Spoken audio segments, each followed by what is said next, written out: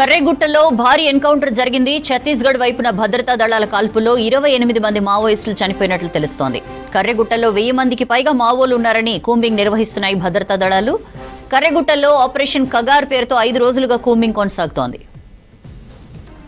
అయితే కూంబింగ్ ఆపి శాంతి చర్చలు చేయాలని మావోయిస్టులు విజ్ఞప్తి చేశారు. మరోవైపు కర్రెగుట్టలో 1000 మందికి పైగా మావోయిస్టులు ఉన్నారన్న సమాచారంతో భద్రతా దళాలు కూంబింగ్ చేపట్టాయి. కర్రెగుట్టలో భారీ ఎన్కౌంటర్ కి సంబంధించి అప్డేట్స్ తెలుసుకుందాం. కృష్ణమోహన్ లైవ్ లో జాయిన్ అవుతున్నారు. కృష్ణమోహన్, భారీ ఎన్కౌంటర్ జరిగింది, 28 మంది మావోయిస్టులు చనిపోయినట్లు తెలుస్తోంది. ఏంటి ఇన్ఫర్మేషన్? కొద్దిసేపటి క్రితమే ఈ సమాచారం వస్తుంది. అయితే అఫీషియల్గా ప్రకటించలేదు, కానీ రాత్రి అర్ధరాత్రి 1 గంట సమయంలో భీకరమైనటువంటి కాల్పులు వినిపించాయనేది స్థానిక గ్రామస్తులు కూడా చెప్తున్నారు. ఇప్పటివరకు వచ్చినటువంటి అనధికారిక సమాచారం మేరకు అయితే కర్రెగుట్ట ఛత్తీస్గఢ్, బీజాపూరు ఇటు ఛత్తీస్గఢ్కు సంబంధించినటువంటి ప్రాంతంలో ఉన్నటువంటి కర్రెగుట్టకు సమీపంలో ఉన్నటువంటి తెలంగాణ సరిహద్దుల్లో ఈ ఎన్కౌంటర్ జరిగింది. దాదాపు 28 మంది నక్సల్స్ చనిపోయినట్టుగా సమాచారం వస్తుంది. సేమ్ టైంలో అక్కడ భారీ ఎత్తున వాళ్ళకు సంబంధించినటువంటి ఆయుధాలు కావచ్చు, కొంత మావోయిస్టులకు సంబంధించినటువంటి అనేక సామాగ్రి, సాహిత్యం, వీటన్నిటిని కూడా స్వాధీనం చేసుకున్నట్టుగా కూడా సమాచారం అవుతుంది. గత 5 రోజులుగా ఈ కర్రెగుట్టల వైపు కేంద్ర బలగాలు భారీగా మోహరించడం, ఈ ఆపరేషన్ కొనసాగిస్తున్నారు. పెద్ద ఎత్తున కూంబింగ్ నిర్వహిస్తున్నారు. దాదాపుగా ఇప్పటికే ఈ ఆపరేషన్లో కేంద్ర బలగాలకు సంబంధించి ఛత్తీస్గఢ్కు సంబంధించినటువంటి పోలీసులు కావచ్చు, అదేవిధంగా కేంద్ర బలగాలకు సంబంధించినటువంటి కోబ్రా దళాలు కావచ్చు, అదేవిధంగా సిఆర్పిఎఫ్ బలగాలు దాదాపు 10,000 మంది వరకు కూడా పాల్గొన్నారు. 4 హెలికాప్టర్లతో పాటు నేత్ర డ్రోనర్లకు సంబంధించినటువంటి కెమెరాలు వాటిని కూడా యూజ్ చేస్తున్నారు. రాత్రి నుంచి అయితే అర్ధరాత్రి భారీగా కాల్పులు వినిపించాయి, ఫైరింగ్ సౌండ్స్ వినిపించాయి, బాంబులకు సంబంధించినటువంటి పెద్ద పెద్ద శబ్దాలతోటి కూడా వినిపించాయని చెప్తున్నారు. ప్రస్తుతం అందుతున్న సమాచారం ప్రకారం అయితే ఈ కర్రెగుట్ట పరిసర ప్రాంతాల్లో దాదాపు జరిగినటువంటి ఈ ఎన్కౌంటర్లో 28 మంది మావోయిస్టులకు సంబంధించినటువంటి వాళ్ళు చనిపోయినట్లుగా తెలుస్తుంది. చాలామంది ఇంకా గాయపడ్డారు అనేది కూడా సమాచారం అందుతుంది. ప్రస్తుతం అయితే ఛత్తీస్గఢ్కి సంబంధించినటువంటి పోలీసులు, అదేవిధంగా సిఆర్పిఎఫ్ బలగాలు, కేంద్ర బలగాలకు సంబంధించిన వాళ్ళే ఈ ఆపరేషన్ అంతా కూడా కొనసాగిస్తున్నారు. ఇటు వెంకటాపూర్ కావచ్చు, తర్వాత ఈ పరిసర ప్రాంతాలంతా కూడా ఇప్పుడు ప్రస్తుతం 2 హెలికాప్టర్లను కూడా సిద్ధం చేసి ఉంచారు. తర్వాత అంబులెన్స్కు సంబంధించినటువంటి కొన్ని వాహనాలను కూడా అక్కడికి తీసుకువెళ్తున్నారు.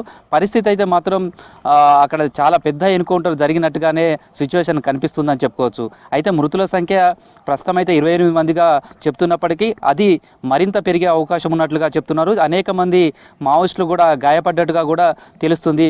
అయితే హిడ్మా కేంద్రంగానే ఈ ఆపరేషన్ అంతా కూడా కొనసాగుతుంది. ప్రస్తుతం ఈ కర్రెగుట్ట పైననే దాదాపుగా హిడ్మాతో పాటు మరొక 8 మంది కీలకమైనటువంటి మావోయిస్టుకు సంబంధించినటువంటి నేతలు ఉన్నారు. అదేవిధంగా వీళ్లకు సంబంధించినటువంటి టీమ్స్ అన్నీ కలిపితే కూడా 700-800 మంది మావోయిస్టులు ఈ షెల్టర్ జోన్గా ఉన్నటువంటి ఈ కర్రెగుట్టపైనే వాళ్ళు షెల్టర్ తీసుకున్నట్టుగా చెప్తున్నారు. అయితే నిన్న కేంద్ర ప్రభుత్వాన్ని కూడా మావోయిస్టు పార్టీ రూపేష్ పేరు మీద ఒక లేఖను కూడా విడుదల చేసింది.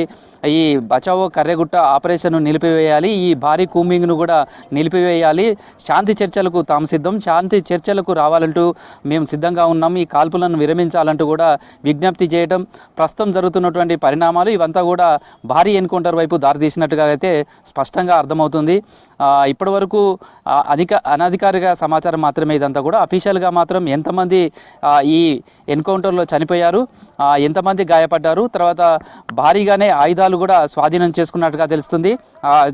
అది ప్రస్తుతం సిఆర్పిఎఫ్ బలగాలు కావచ్చు, అక్కడ ఆపరేషన్ నిర్వహించిన తర్వాత లభించిన ఆయుధాలు కూడా చూస్తే చాలా పెద్ద మొత్తంలో ఆయుధాలు లభించడం, AK-47 కావచ్చు, LMGకి సంబంధించినటువంటి వెపన్స్ కూడా దొరికాయని చెప్తున్నారు, లభించాయని చెప్తున్నారు. ఇవన్నీ స్వాధీనం చేసుకున్న దాంట్లో కీలకమైనటువంటి నేతలకు 3 లేదా 5 అంచుల భద్రత మావోయిస్టు పార్టీలో ఉంటుంది. అట్లాంటికి సంబంధించినటువంటి టీమ్సే ఈ ఎన్కౌంటర్లో చనిపోయినట్టుగా చెప్తున్నారు. దీంతో కీలకమైన నేతలు ఎవరైనా ఉన్నారా, ప్రస్తుతం వీళ్ళంతా ఇంకా పైన గుట్టలపైన ఇంకా ఎంతమంది ఉన్నారు అనే దాని మీద తెలియాల్సి ఉంది. ప్రస్తుతం అయితే కేంద్ర బలగాలంతా కూడా కర్రెగుట్ట పైకి వెళ్తున్నాయి.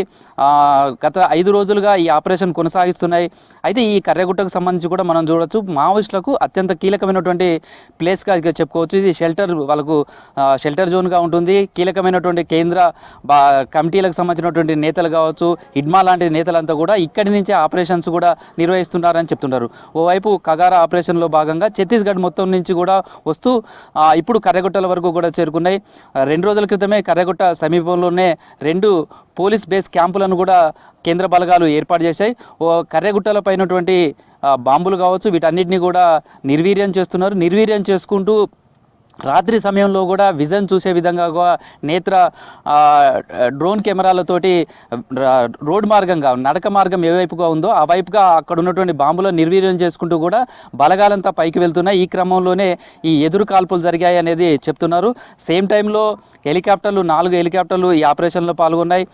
దాదాపు 10,000 మంది కేంద్ర బలగాలకు సంబంధించినటువంటి బస్తర్ ఫైటర్స్ కావచ్చు, సిఆర్పిఎఫ్ కావచ్చు, కోబ్రాకు సంబంధించినటువంటి దళాలు కావచ్చు, ఇట్లా రకరకాల వింగ్స్ ఏవైతే ఉన్నాయో అవన్నీ కూడా ఈ ఆపరేషన్లో పాల్గొన్నాయి. ప్రస్తుతం అయితే ఇంకా భీకరమైనటువంటి పోరు అక్కడ జరుగుతున్నట్టుగా చెప్తున్నారు.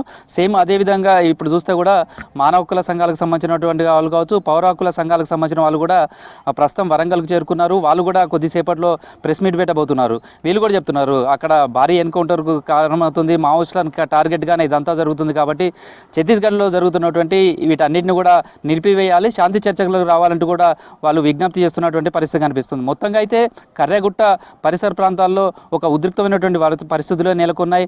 అక్కడ భారీ ఎన్కౌంటరే కొనసాగుతుందని చెప్పొచ్చు. ఎంతమంది మావోయిస్టులు చనిపోయారనే దానికి సంబంధించి ఇంకా సమాచారం రావాల్సి ఉంది. ప్రస్తుతం అయితే ఛత్తీస్గఢ్ నుంచి వస్తున్న సమాచారం ప్రకారం అయితే చూస్తే ఇది భారీ ఎన్కౌంటరు. ఇప్పటివరకు జరిగిన ఎన్కౌంటర్లలో కూడా ఇది అతిపెద్ద భారీ ఎన్కౌంటర్గా నిలవబోతుంది.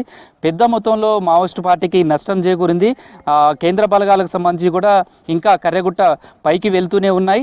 ఈ ఆపరేషన్కు సంబంధించి కూడా 2 వారాలు టార్గెట్గా పెట్టుకున్నట్టుగా తెలుస్తుంది. 2 వారాలలో పూర్తిగా కర్రెగుట్ట మీద ఉన్నటువంటి మావోయిస్టుల ప్రాబల్యాన్ని అంతా కూడా క్లీన్ చేసేయాలనేది టార్గెట్గా ఈ ఆపరేషన్ కొనసాగుతుందని చెప్పచ్చు. మరోవైపు ఎండ తీవ్రత ఇదంతా ఉండడం, ఈ ఆపరేషన్లో కూంబింగ్లో పాల్గొన్నటువంటి పోలీసులు కావచ్చు, అదేవిధంగా సిఆర్పిఎఫ్ జవాన్లకు సంబంధించి కూడా అస్వస్థతకు గురవుతున్నారు. సేమ్ టైంలో పైన మావోయిస్టులకు సంబంధించి కూడా షెల్టర్ జోన్లో ఉన్నప్పటికీ కూడా గుట్టలు వాటన్నిటిలోనే ఉన్నారు. వాళ్ళకు కూడా ఈ ఎండ తీవ్రత కావచ్చు, వీటన్నిటితో కూడా తీవ్ర అస్వస్థతకు గురవుతున్నారు వాళ్ళు కూడా అనేది కొంత సమాచారం వస్తుంది. దీంతో మరింతగా వాళ్ళపైన ఒత్తిడి తీసుకొచ్చి కేంద్ర బలగాలన్నీ కూడా పూర్తిగా కర్రెగుట్ట పై వరకు వెళ్ళాలనే ప్రయత్నం అయితే కొనసాగుతుంది. ప్రస్తుతం కాల్పులకు సంబంధించి మాత్రం సౌండ్స్ ఇంకా వినపడుతూనే ఉన్నాయి. చుట్టుపక్కల గ్రామాలు చెప్తున్నారు అర్ధరాత్రి నుంచి నిన్న సాయంత్రం వరకు కొంత సౌండ్స్ వినపడ్డా, అర్ధరాత్రి తర్వాత నుంచి అయితే మాత్రం ఈ కాల్పుల మోత మరింత ఎక్కువగా వినిపిస్తుంది. బాంబులకు సంబంధించినటువంటి పేలిన శబ్దాలు కూడా వినిపిస్తున్నాయి. దీంతో కర్రెగుట్ట పైన మాత్రం ఒక పెద్ద యుద్ధమే జరుగుతున్నట్టుగా మనం చెప్పుకోవచ్చు. మొత్తం ఈ ఆపరేషన్లో మాత్రం కేంద్ర బలగాలు మాత్రమే పాల్గొంటున్నాయి. అయితే వాజేడు కావచ్చు, ఇది వెంకటాపూర్ కావచ్చు, ఈ పరిసర అటు చెర్ల కొత్తగూడెం వైపు మాత్రం మన రాష్ట్రానికి సంబంధించినటువంటి బలగాలు ఉన్నప్పటికీ కూడా ఏదైనా ఛత్తీస్గఢ్ ప్రాంతంలో జరుగుతున్న ఎన్కౌంటర్ల నేపథ్యంలో ఎవరైనా కింద వైపు షెల్టర్స్ కోసం వచ్చినా లేదా తప్పించుకోవడం వచ్చినా వాళ్ళను దానికి సంబంధించినటువంటి అలర్ట్గా ఉండే విధంగా మాత్రమే ఈ పార్టీస్ అన్నీ ఉన్నాయి. కానీ ఎక్కడ కూడా ఈ ఆపరేషన్లో మాత్రం రాష్ట్రానికి సంబంధించినటువంటి బలగాలు ఎక్కడ పాల్గొనట్లేదు. కేవలం కేంద్రం సంబంధించినటువంటి బలగాలు మాత్రమే ఈ ఆపరేషన్ అంతా కూడా నిర్వహిస్తున్నాయి. ప్రస్తుతం అయితే కూంబింగ్ అయితే కొనసాగుతూనే ఉంది, కాల్పులు ఇంకా కొనసాగుతూనే ఉన్నాయి. మరికొద్దిసేపట్లో అయితే అఫీషియల్గా ఏదైనా నోట్ విడుదల చేసే అవకాశం ఉంది. ఎంతమంది నక్సల్స్ చనిపోయారు, ఏ స్థాయిలో ఈ మందుగుడ్డు సామాగ్రి కావచ్చు లేదా వాళ్ళ వెపన్స్కు సంబంధించి కావచ్చు ఏ మేరకు స్వాధీనం చేసుకున్నారు, ఎంతమంది గాయపడ్డారు, ప్రస్తుతం ఆపరేషన్ ఈ కర్రెగుట్టలకు సంబంధించి ఏం జరుగుతుంది అనేది ఒక అఫీషియల్ నోట్ వస్తే పూర్తిగా సమాచారం వచ్చే అవకాశం ఉంది. సౌజన్య.